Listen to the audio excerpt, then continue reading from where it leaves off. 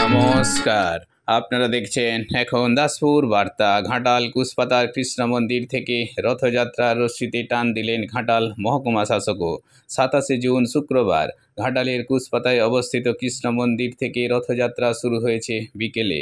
এর সূচনা লগ্নে এই মন্দিরের সেবায়িত সদস্যবর্গের সাথে রথের রশ্মিতে টান দিয়েছেন জনপ্রিয় ঘাটাল মহকুমা শাসক সুমন বিশ্বাসও। এই সাথে প্রাক্তন বিধায়ক, বর্তমানে পশ্চিম মেদিনীপুর জেলা পরিষদ সদস্য শঙ্কর দলেও যোগ দিয়েছেন। এই রথ ঘাটাল বিদ্যাসাগর স্কুল ময়দানে প্রভু জগন্নাথের গড়া মাসির বাড়িতে পৌঁছেছে সাড়ম্বরে। এখানেই উল্টো রথ পর্যন্ত আধ্যাত্মিক বিষয় আলোচনা ও ভক্তিগীতির আয়োজন হয়েছে। ঘাটাল থেকে রিপোর্টে শ্যামসুন্দর দলই। Like and follow with subscribe এখন দাসপুর বার্তা। এই দাসপুর বার্তায় যুক্ত হন, আলোর পথে এগিয়ে চলুন।